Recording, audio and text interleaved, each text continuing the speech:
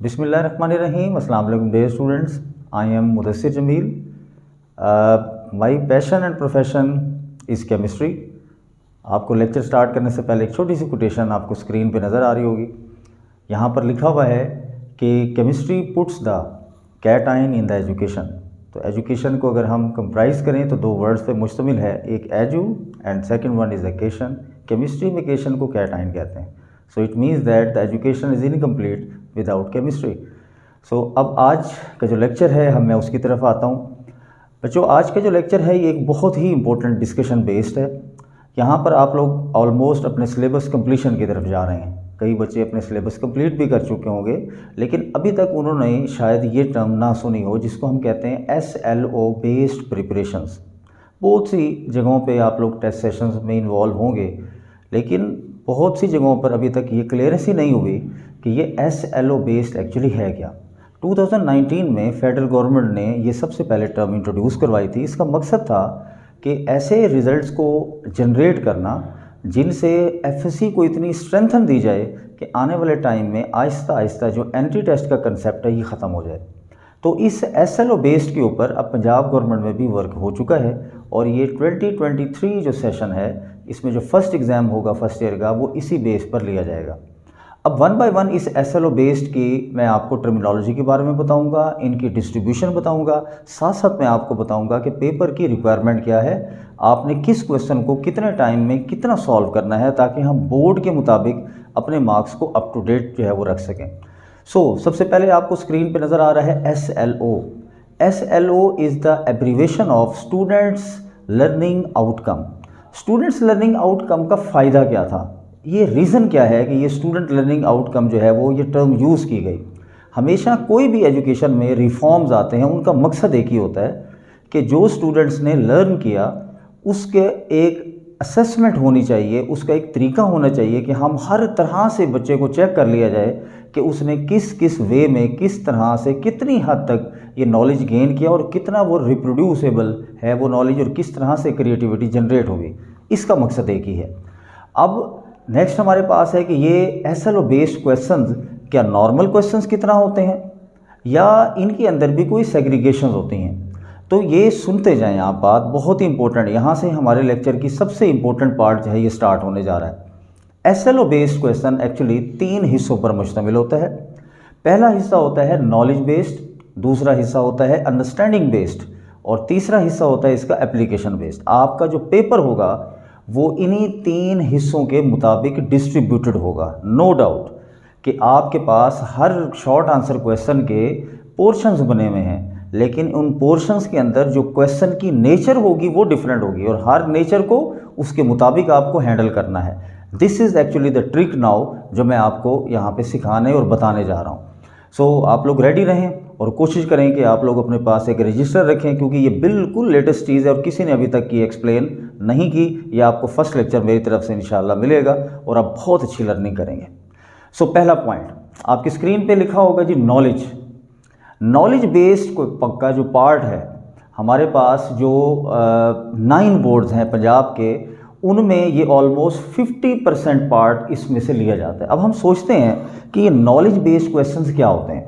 Knowledge based question में actually आपकी जो क्रैमिंग है इसको चेक किया जाता है कि आपने अपने दिमाग में ये चीज़ें किस तरह से बिठाई हुई हैं, किस तरह से आपके जहन नशीन आपने की हुई हैं कि आप उनको फ़ौरन जो है वो बता देते। जैसे कि आप लोगों ने छोटी छोटी क्लासेस में पढ़ा होगा कि व्हाट कम्स आफ्टर 32। अगर आपने रट्टा लगाया हुआ है, आपको सीक्वेंस याद है तो आप बहुत अच्छा बता देते हैं 33। इस तरह के जो क्वेश्चंस हैं they are called the knowledge based question कि आपको इसके बारे में क्या नॉलेज है। कि जैसे आपसे पूछा जाए कि जी बताएं ये जो बल्ब था ये किसने डिस्कवर किया था, आपसे पूछा जाए कि भाई ये जो एक्सरेज थी किसने डिस्कवर की थी। तो इस तरह के जो क्वेश्चंस हैं ये नॉलेज बेस्ड क्वेश्चंस कहलाते होते हैं। ये 50% पार्ट होता है। और मैं आपको बड़ी इंटरेस्टिंग बात बताऊं, इस नॉलेज बेस्ड क्वेश्चन में क्वेश्चन पूछने का एक बड़ा ख़ास स्टाइल है। नोट करने वाली ये चीज़ है, इसको ज़रा नोट करें। उस ख़ास स्टाइल में क्वेश्चन की जनरेशन क्या होती है, क्वेश्चन को पूछने के अंदाज से पता लग जाएगा आपको कि ये नॉलेज बेस्ड क्वेश्चन है और इसको मुझसे पूछा कैसे गया है और मैंने इसको कितना आंसर करना है। This is the trick.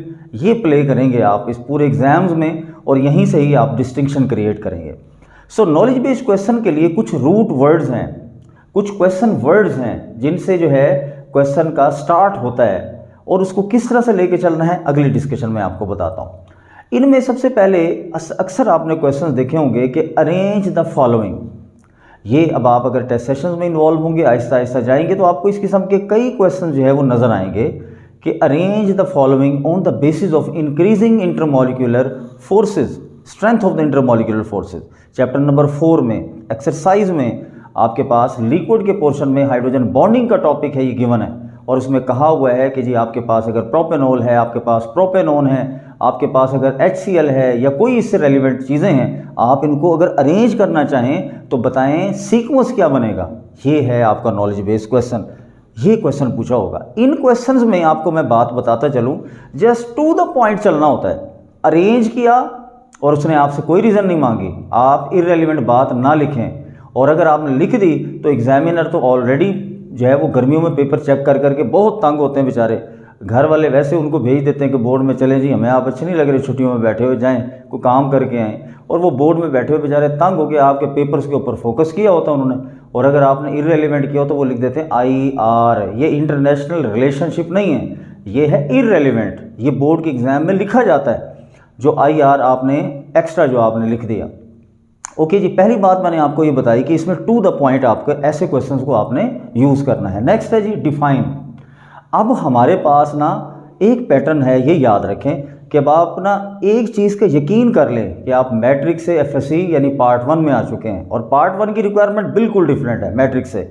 यहाँ जब वो आपसे डेफिनेशन पूछेगा ना, वो आपसे एक्सपेक्ट कर रहा है कि ये वो स्टूडेंट है जिसने डॉक्टर या इंजीनियर बनना है, और डॉक्टर्स और इंजीनियर्स का जब वर्ड आपके साथ नाम के साथ अटैच होता है तो एक्सपेक्टेशंस भी वैसे हो जाती हैं। जब वो कहेगा डिफ़ाइन, तो आपको डिफ़ाइन के लिए उसकी डेफिनेशन तो जहाँ तक लिखनी है, अगर उससे रेलिवेंट कुछ एग्जाम्पल्स हुई तो आपको एग्जाम्पल भी लिखनी पड़ेगी। फॉर एग्जाम्पल मैं आपसे कहता हूँ जी what is the critical temperature.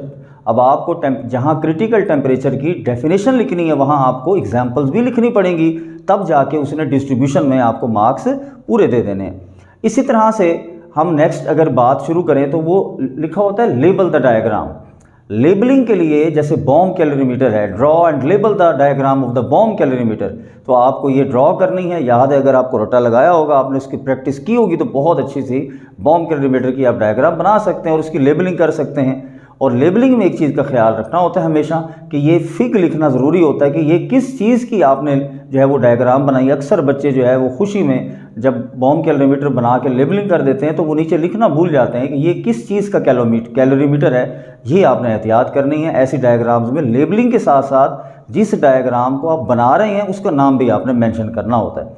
इसी के साथ जो है वो लिस्ट दी होती है, ठीक है जी, लिस्ट दी होती है। जैसे एक MCQs आ जाते हैं, चैप्टर नंबर 3 डिफिजन का टॉपिक है, वो कहता है जी NH3 है, आपके पास H2O है, आपके पास HCl है, ठीक है जी। आपने ये बताना है कि इनमें से सबसे ज़्यादा डिफ्यूज़ कौन कर जाएगा।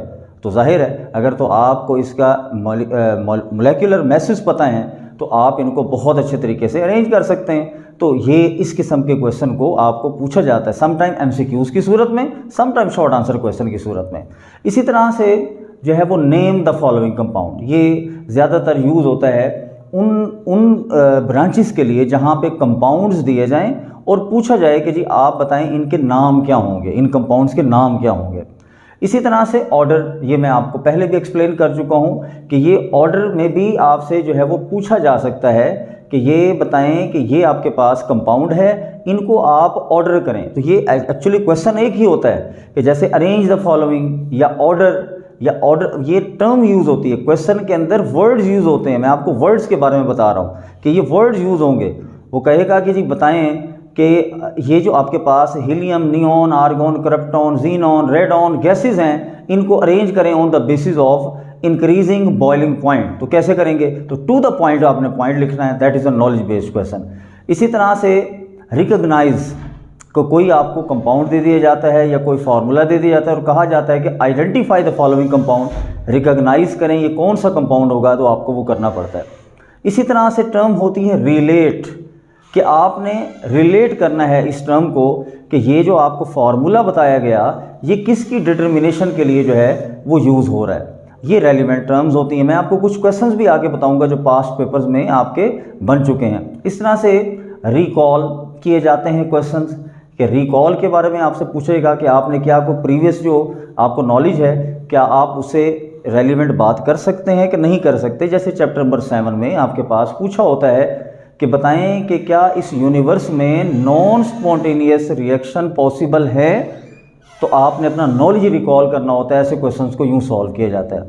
इस तरह से कोई चीज़ रिप्रोड्यूस की जाती है, नॉलेज होता है, उस नॉलेज की बेस पे आपको रिप्रोड्यूस करना है। और इस तरह से स्टेट का लफ्ज़ यूज़ किया जाता है, जैसे स्टेट द बॉयल्स लॉ, ठीक है, स्टेट द चार्ल्स लॉ। ये इस किस्म के नॉलेज बेस्ड क्वेश्चन आपको पूछे जाएंगे। तो मैंने आपको वो टर्म बताई कि यहाँ पर आपको टू द पॉइंट लिखना होता है, ज़्यादा एक्सटेंसिव नहीं लिखना होता। बच्चों, आप अगर पेपर को डिस्ट्रीब्यूट करें अपने टाइम में तो आपको अंदाज़ा होगा कि तकरीबन 3.5 मिनट्स होते हैं आपके पास एक शॉर्ट आंसर क्वेश्चन को सॉल्व करने के लिए। और 3.5 मिनट्स में अगर आपने क्वेश्चन सॉल्व कर लिया ठीक, नहीं तो आपका जो दूसरा क्वेश्चन होगा उस पर इफेक्ट होगा। एट द एंड आपके पास जा बचते हैं लॉन्ग आंसर क्वेश्चन। और अगर आप इस चीज़ का ज़्यादा अफसोस होता है कि टाइम आपका जो है वो ख़त्म हो जाए और आपको क्वेश्चन आते हैं, तो आपको पहले दिन से ये मैं आपको बता दूं, इस चीज़ के लिए आपको मैनेज करना पड़ेगा। आप अपने क्वेश्चन को अपने टाइम के मुताबिक मैनेज करें। आप घर में भी बैठें अगर लिखें तो सामने आपने क्लॉक वाइज जो है वो मूव करना है। क्लॉक वाइज फिजिक्स का मूवमेंट नहीं है जो मैं क्लॉक वाइज बता रहा हूँ आपको, ये क्लॉक वाइज मूवमेंट है कि जैसे ही आपने कंपीट विद योर टाइम, कि टाइम के साथ आप कंपीट करें कि 3.5 मिनट में मैंने करना है, तो आप उस टाइम में उसको सॉल्व करने की कोशिश करें।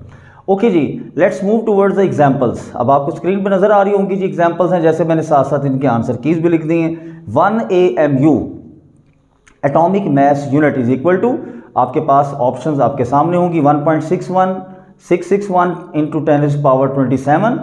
बीटा ऑप्शन आपके सामने होगी 1.661 इंटू 10⁻27 किलोग्राम। चार्ली ऑप्शन होगी आपके पास 1.661 10⁻24 एंड डेल्टा ऑप्शन इज 1.661 10⁻30 ग्राम। तो correct option is beta. Beta is the correct option, क्योंकि ये हमें रटा हुआ था, ये याद थी वैल्यू, हमने बहुत आसानी से लिख लिया। इसी तरह से MCQ ascorbic acid chapter number 1 की एक्सरसाइज में ये क्वेश्चन बहुत मशहूर ज़माना, बहुत दफ़ा MCQ रिपीट हुआ। ये मैं टोटली पास पेपर के MCQ आपसे शेयर कर रहा हूँ। और ये एस्कॉर्बिक एसिड है, that is the vitamin C। और इसी तरह से शॉर्ट आंसर क्वेश्चन की एग्जांपल लेते हैं, आपकी स्क्रीन पे वो भी नजर आ रहे होंगे।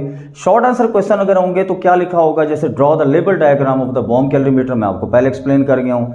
Define oxidation reaction with an example, ये डेफिनेशन पूछ लेगा। अगर वो एग्जाम्पल नहीं भी देगा आपने तब भी एग्जाम्पल लिख देनी है, ऐसे क्वेश्चंस की रिक्वायरमेंट होती है। अब लॉन्ग आंसर क्वेश्चंस की तरफ आते हैं। जब लॉन्ग आंसर क्वेश्चन की तरफ आते हैं तो फिर state and explain with an example the हैसेस law. State का लफ्ज़ यूज़ हुआ, जो कि मैंने आपको अपने स्टार्ट में बताया था कि स्टेट की टर्म यूज़ होती है। इसमें भी आपको बड़ा टू द पॉइंट जो है वो चलना पड़ेगा, कोई एक्स्ट्रा किसी किस्म की एक्सप्लेनेशन देने की ज़रूरत नहीं होती। इस तरह से give the postulates of the Bohr's atomic model, give का भी टर्म यूज़ आ जाएगा। अब आपको अगर वो सीक्वेंस के साथ रटे हुए हैं पोस्टुलेट, तो आप बहुत अच्छे तरीके से क्रैमिंग के ज़रिए वो सारा फार्मूला भी उसके अंदर लिख सकते हैं। वो 4-5 जो पोस्टुलेट्स हैं वो भी आप अपने ऐड अप कर सकते हैं। So this is all about the knowledge based question. कैसा लगा जी? बात आपको जाहिर है समझ आई होगी। 50% पार्ट आपके पेपर का इस नॉलेज बेस पे, इसलिए मैंने सबसे ज़्यादा टाइम इस नॉलेज बेस्ड क्वेश्चंस के ऊपर आपको मैंने बताया। ओके जी, अब मूव करते हैं next, that is the understanding based question. Understanding based questions क्या होते हैं? इसमें ना हमेशा याद रखें कि कैंडिडेट से ये एक्सपेक्ट किया जाता है कि आपने जो लेक्चर्स पढ़े, आपने जो बात पढ़ी, क्या आप में ये कैपेबिलिटी है कि आप उसको अपने अंदाज में, अपने व्यू के मुताबिक, अपने कंसेप्ट के मुताबिक, क्या आप अपनी बात को किसी को समझा भी सकते हैं? That is called the understanding. याद रखें कि जो चीज़ समझ आएगी तो आगे हम किसी को समझा पाते हैं। अगर आपने अपने लेक्चर्स में फोकस नहीं किया, अगर आपके पास जो टेक्स्ट मौजूद है जहाँ से आप याद करते हैं, अगर आपको वो सही याद नहीं है, तो डेफिनेटली आपके लिए मुश्किल है कि आप जो है वो इसको कैसे जो है रिप्रोड्यूस कर पाएँ, कैसे एग्जामिनर को अपनी बात समझा पाएँ। क्योंकि स्टूडेंट के लिए इस लेवल पे सबसे मुश्किल होता है सेंटेंस स्ट्रक्चर और अपनी बात एग्जामिनर को समझा पाना, अपने मुताबिक कायल कर पाना। मैं अपने बच्चों को हमेशा कहता हूँ कि यू आर द ड्राइवर। अगर आपने गाड़ी को जिस डायरेक्शन में लेके जाना है ना, आप ही रिस्पॉन्सिबल होंगे। इसी तरह से आपने पेपर में भी ड्राइव करना एग्जामिनर को, और आप जिस डायरेक्शन में एग्जामिनर को अपने वीक पॉइंट्स देंगे तो उसी डायरेक्शन में एग्जामिनर ने आपको हंट करना है। ये आप याद रख लें। हम इस लेवल पे इस तरह के स्ट्रक्चर्स नहीं प्रोड्यूस कर सकते जिस तरह के एक इंटरनेशनल या नेशनल लेवल की बुक्स में मौजूद होते हैं, लेकिन हम इनको अडॉप्ट ज़रूर कर सकते हैं बेहतर अंदाज में। तो अपनी मिस्टेक्स को मिनिमाइज़ करने के लिए इन सेंटेंस स्ट्रक्चर्स को इस तरह से आप मोल्ड करना है, आप लोगों ने इस तरह से प्रेजेंट करना है कि वो एग्जामिनर आपके वर्क से बहुत सेटिस्फाई हो जाए। तो ये हमारे पास तो था कि अंडरस्टैंडिंग बेस्ड क्वेश्चन होते। अब वही वाली बात जो मैंने आपको बताई कि that is the distinction of my lecture, ठीक है जी, और वो है कि क्वेश्चन वर्ड। इस क्वेश्चन वर्ड पे जाने से पहले आपने एक बात नहीं नोट की मेरी, कि मैं बार बार टर्म यूज़ कर रहा हूँ short answer question, long answer question. हम छोटे छोटे से शुरू से टीचर से सुनते हैं शॉर्ट क्वेश्चन, लॉन्ग क्वेश्चन। भाई कोई क्वेश्चन शॉर्ट या लॉन्ग नहीं होता, आंसर शॉर्ट या लॉन्ग होता है। ये this is the international term. Basic mistake कर जाते हैं हमारे टीचर्स भी अनफॉर्चुनेटली और हमारे स्टूडेंट्स भी, केवल शॉर्ट क्वेश्चन कह देते हैं, क्वेश्चन कोई शॉर्ट नहीं होता, आंसर शॉर्ट या लॉन्ग होता है। तो इसलिए ये टर्म मैंने कहा आपको थोड़ी सी भी मैं आपके नॉलेज में हल्का सा इजाफा करता जाऊँ, जो कि कुछ ना कुछ आपको बात समझ आई होगी। अब मैं बेसिक बात की तरफ आता हूँ कि क्वेश्चन वर्ड कैसे होते हैं। हमारा जो क्वेश्चन पूछने का अंदाज़ होगा एग्जामिनर का, वो आपसे कैसे पूछेगा? वो आपसे पूछेगा सबसे पहले तो डब्ल्यू फैमिली सुनते आए होंगे ना, कि डब्ल्यू फैमिली क्या होती है? कि डब्ल्यू फैमिली वो होती है, डब्ल्यू मीन झगड़ा। अब झगड़ा क्या थोड़ी देर का होता है? नहीं, झगड़े में तो बहस मुबाहिसा होता है, बहुत डिस्कशन होती है, बहुत बातें होती हैं, और फिर जाके जो है वो उसका कोई डिसीजन होता है, एंड वही सुलह होती है। तो यहाँ पर भी आपको ना एग्जामिनर के साथ वही हाथ रखना है, वैसे ही क्वेश्चन करना है। बच्चों ये जितना टाइम आपने नॉलेज बेस्ड क्वेश्चन में बचाना है ना, आपको यहाँ यूटिलाइज होगा। है थोड़ा सा पोर्शन 30% पार्ट है, लेकिन ये 30% पार्ट आपका पूरा फोकस चाहता है एग्ज़ाम का, और इसी क्वेश्चन को जो है वो ग्रिप करने के लिए आप बहुत आसानी से जो है अपने पोर्शन को अडॉप्ट कर सकते हैं। तो याद रखें, नॉलेज बेस्ड क्वेश्चन में जितना टाइम सेव करेंगे, अंडरस्टैंडिंग बेस्ड क्वेश्चन में आपको हेल्प मिलेगी। अब ये क्वेश्चन होते कैसे हैं? जैसे फॉर एग्जांपल वाई, ठीक है जी। अब देखें एक क्वेश्चन है कि why methane is gas, hexane is liquid. अब ये है अंडरस्टैंडिंग। अगर तो आपने लंदन डिस्पर्शन फोर्सेस का टॉपिक पढ़ लिया है तो आप कहेंगे कि जी मीथेन में स्मॉल मॉलिक्यूल है, लो पोलराइजेबिलिटी है, हेक्सेन में लार्ज मॉलिक्यूल है, नंबर ऑफ एटम ज़्यादा हैं, पोलराइजेबिलिटी ज़्यादा है। हाँ, अगर आप बहुत एक्स्ट्राऑर्डिनरी काम करना चाहते हैं तो उनके बॉइलिंग पॉइंट भी साथ एडअप करना है, ठीक है। तो ये आपका एक्स्ट्राऑर्डिनरी वर्क कहलाएगा, अदरवाइज कंसेप्ट आपका यहीं तक बहुत है। सो वाई, हाउ, शो, ये इस किस्म के वर्ड हैं। डिमॉन्स्ट्रेट वो कहेगा तो आपको ये सारी की सारी चीज़ें ये प्रूव करनी। जैसे वो कहता है डिमॉन्स्ट्रेट द ग्राहम्स लॉ। भाई आप बताएं ना ग्राहम्स लॉ कैसे आप वेरीफाई कर रहे हैं, डिमॉन्स्ट्रेट करें। आपको डायग्राम बनानी पड़ेगी, आपको फॉर्मूला लिखना है, आपको वैल्यूज लिखनी है, एंड में आपको दोनों साइड्स इक्वलाइज करने, तब आप जाके इसकी बात को डिमॉन्स्ट्रेट कर सकते हैं। तो ये डब्ल्यू फैमिली में आपको बहुत ही ज़्यादा एक्सटेंसिव आंसर लिखने की ज़रूरत होती है, टाइम उतना ही रहेगा। थोड़ा सा याद रखें कि इस किस्म के वर्ड्स के लिए आपको फाइट ज़्यादा करनी, ठीक है। तो ये चीज़ जब आप जहन में रखेंगे, आप अपने पेपर में इंप्रूवमेंट देखिएगा और अपने मार्क्स आप देखिएगा। इसको अप्लाई करके देखें ना, इस लेक्चर के बाद अपने कॉलेज के किसी भी एग्ज़ाम में अप्लाई करके देखें ना, और देखें कि आपको क्या रिजल्ट, आपको क्या आउटपुट मिलती है। सो समराइज ये वर्ड है। इंटरप्रेट, ठीक है, आपके पास चैप्टर नंबर 3 में है ना, kinetic interpretation of the temperature, लफ्ज़ लिखा हुआ है जी, आपको याद आ गया होगा। तो इंटरप्रेट करना, ये भी आपको एक्सटेंसिव लिखना है, पूरी बात लिख के उसको एंड तक सॉल्व करना है और बताना है कि ये इंटरप्रिटेशन हुई है। इसी तरह से आपको कोई मेन आइडिया जो है ये आपको बताना पड़ता है। अब मेन आइडिया कैसे? For example neon, chapter number 1 में बड़ा बेसिक क्वेश्चन, बहुत दफ़ा आपने सुना होगा कि जी नियॉन का कोई भी सैंपल में उसका मैस 20.18 AMU है नहीं, लेकिन हम 20.18 AMU, ये है मेन आइडिया। इससे आपने पूरी बात जनरेट करनी है, आपको उसकी परसेंटेज अबंडेंस लिखनी है, आपको उनके मैसेज लिखने हैं, आपको फार्मूला बताना है, 20.18 AMU प्रूव करना है, फिर अपनी बात भी समझानी एग्जामिनर को कि ये 20.18 AMU actually the average atomic mass है और तीनों आइसोटॉप्स का है, इसीलिए ये फ्रैक्शनल वैल्यू में आया है, जबकि किसी भी सैंपल के किसी भी मेंबर के साथ या आइसोटॉप के साथ इसका मैच ही नहीं कर रहा। एक्चुअली ये एवरेज है जो कि तीनों आइसोटॉप्स को रिप्रेजेंट कर रहा है। होप सो मेरी बात आपको अंडरस्टैंड कर गए होंगे। सो ये मैंने बड़ी बेसिक एग्जांपल दे रहा हूँ, मैं कोशिश कर रहा हूँ आपको वो एग्जांपल दूँ जिसमें आप मेरी बात को बहुत आसानी से अंडरस्टैंड कर सकें। इसी तरह से हम कहते हैं जी कंपेरिजन में हमेशा जब भी बात की जाती है तो एक याद रख लें, किसी भी ब्रांच के लिए कॉमन है कि जब भी कंपैरिजन आपको किया जाए, जैसे compare the properties of atom and molecule या what is the difference between atom and ion, ये कंपैरिजन क्वेश्चंस हैं। डिफरेंशिएट बिटवीन डिफियन है ना कंपैरिजन क्वेश्चन। अब आप जब तक इस बात को पूरा नहीं करेंगे, डिफियन क्या है, इफियन क्या, प्रोसेस कैसे हो रहा है, कैसे नहीं हो रहा, एग्जाम्पल्स क्या हैं, बात तब समझ आएगी। भाई एटम क्या है, आयन क्या है, डेफिनेशन लिखी। एटम में न्यूक्लियस क्या है, आयन में न्यूक्लियस क्या है, एटम में प्रोटॉन्स की तादाद बराबर है इलेक्ट्रॉन के जो है वो आयन में है या नहीं है, ये सारी बातें आपको समझ आ रही होंगी। एग्जाम्पल्स देंगे, एंड में बात आपकी कंप्लीट होगी तब जाके। ये है अंडरस्टैंडिंग बेस्ड क्वेश्चंस के लिए फाइट करनी है आपको, और इस फाइटिंग के लिए अभी से जहन बना लें कि ये क्वेश्चंस जब भी आएंगे जहन में रखिएगा, इसको हमने एलेबोरेट करना है, इसको मैक्सिमम एक्सप्लेन करना है, इसकी एंड तक जाना है, हर बात हमने बतानी इसमें। इसी तरह से डिस्कस आता है, लफ्ज़ यूज़ किया जाता है ना कि डिस्कस द पोस्टुलेट्स या डिस्कस द प्रॉपर्टीज़ या डिस्कस समथिंग, इस किस्म का जो क्वेश्चन आता है आपको इसमें भी बहुत ज़्यादा जो है वो एक्सप्लेनेशंस देनी पड़ती हैं। अब मैं आपको कुछ MCQs आपसे शेयर अप करता चलूँ। जैसे हम कहते हैं कि when 6d orbital is complete then the entering electron goes into, आपके पास 4 ऑप्शन स्क्रीन में गिवन है, 7p 7d 7f 7s। तो हम देखें अल्फा ऑप्शन को मैंने हाईलाइट किया हुआ है कि ये हमारा करेक्ट ऑप्शन है। अब इसकी अंडरस्टैंडिंग अगर नहीं होगी, आपने ऑफ बा प्रिंसिपल नहीं पढ़ा, तो आप जाहिर है इसके बारे में नहीं बता सकते। आपको मज़े की बात बताता चलूँ, मैं अक्सर बच्चों से पूछता हूँ कि बेटा ये बताओ कि ऑफ बा जो है वो कहाँ का साइंटिस्ट था, क्या ये अफ़गानिस्तान का था, ताजिकिस्तान का था, पाकिस्तान का था, ये युगांडा का था। तो बच्चे सोच में पड़ जाते हैं कि सर ये तो इतने सारे नाम ले लिए, बड़े अजीबोगरीब से, ये साइंटिस्ट भी लगता है। तो वो कोई अपनी अपनी जो है वो नाम बता देते हैं, जबकि ये जर्मन वर्ड्स हैं और इनका मतलब होता है बिल्डिंग अप, और बिल्डिंग हमेशा बेस से ऊपर की तरफ जाती है। तो ये लॉ भी यही बताता है कि लो एनर्जी वालों को पहले फिल करें, हाई एनर्जी वालों को बाद में फिल करें। चले इस बहाने मैंने आपको थोड़ा सा टॉपिक तो रिवाइज करवा ही दिया।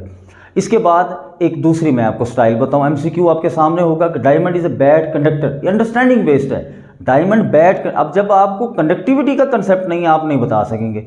सो डायमंड में कंडक्टिविटी क्यों हो रही है, क्यों नहीं हो रही, वो क्योंकि बैड कंडक्टर है, इसके पास इलेक्ट्रॉन्स ही नहीं है। कंडक्टिविटी तो इलेक्ट्रॉन्स की वजह से है, ग्रेफाइट तो कंडक्टर है। तो अब आपको अगर वो जहन में है टॉपिक, तो आप उसका बेस्ट ऑप्शन सेलेक्ट करके बता सकते हैं। आपके सामने देखें जी 4 ऑप्शन गिवन है कि it has the tight structure, दूसरा है it has the high density, third है it is transparent to light, and the final that is the correct answer highlight किया हुआ है आपके सामने कि there are no free electron present in the crystal of the diamond to conduct the electricity. आपको understanding होगी तो ये आप सॉल्व कर सकते हैं। आगे चलते हैं जी शॉर्ट आंसर क्वेश्चंस की तरफ।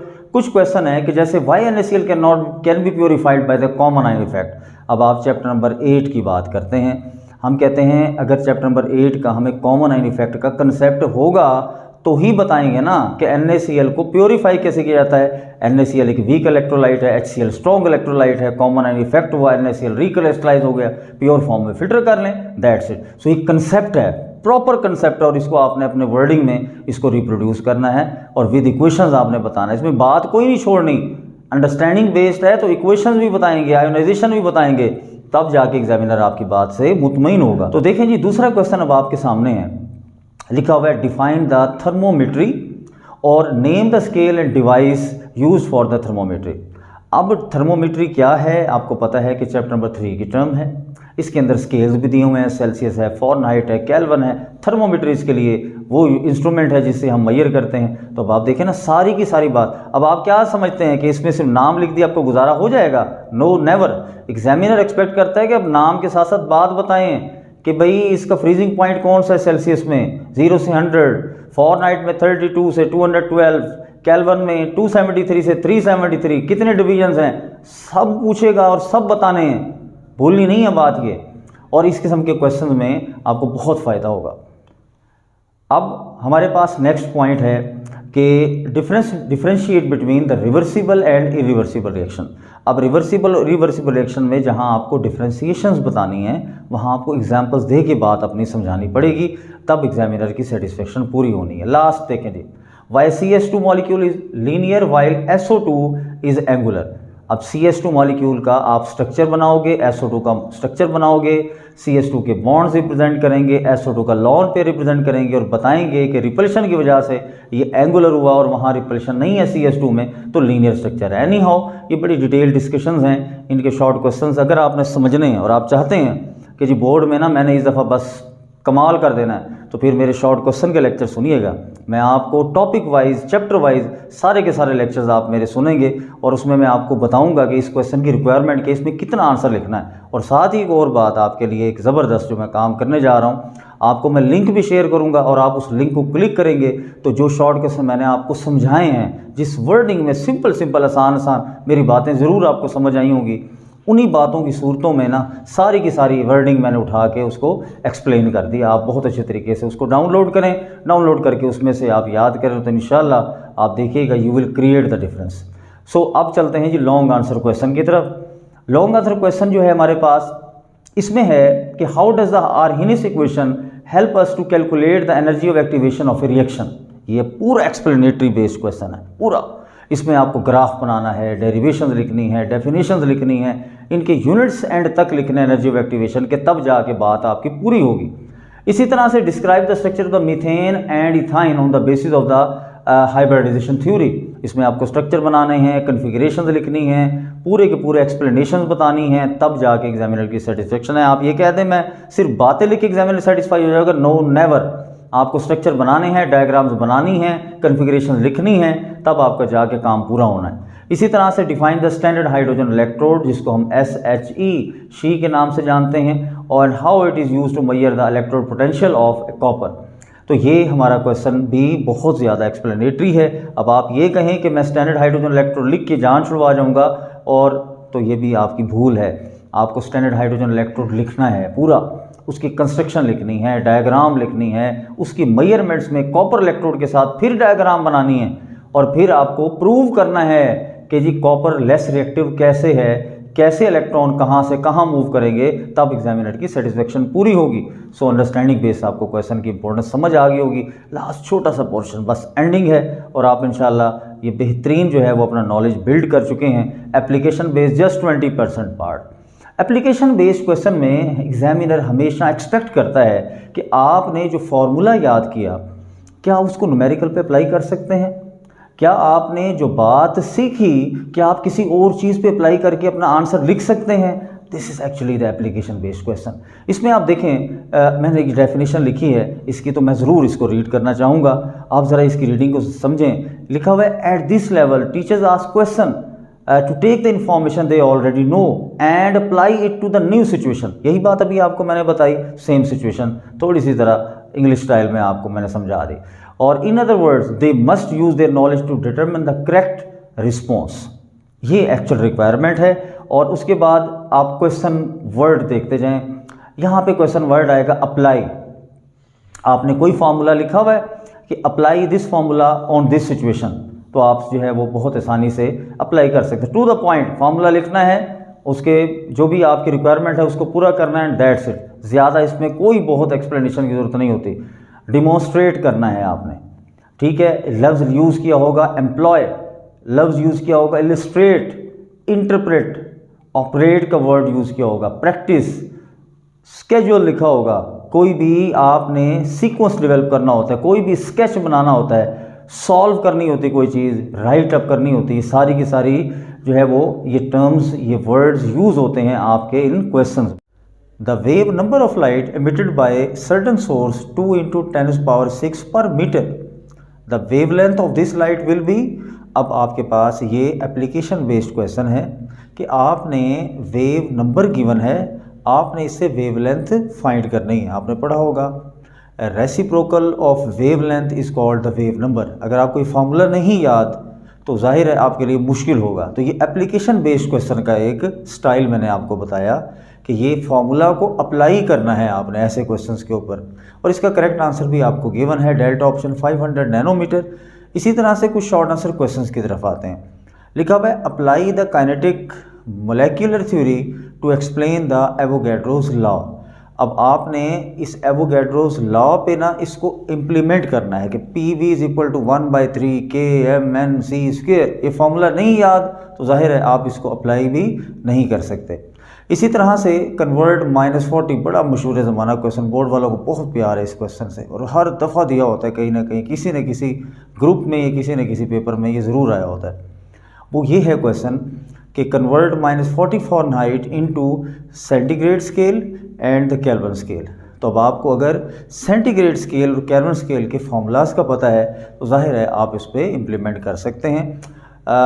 ये बच्चों पूरी एक प्रेजेंटेशन, पूरा एक लेक्चर मेरा ये स्टूडेंट लर्निंग आउटकम का, अगर आपने कुछ इससे सीखा या कोई चीज़ें आपको समझ आईं तो इसी तरह की कॉन्टीन्यूस वीडियोस अपलोड होती रहेंगी, सिर्फ़ और सिर्फ आपके बेनिफिट के लिए कि हमारा जो स्टूडेंट है वो इस फेज़ में बहुत अच्छे तरीके से अपने आप को प्रिपेयर करके तो बहुत अच्छे तरीके से कामयाब हो जाए। Thank you very much for your listening. अल्लाह हाफिज़।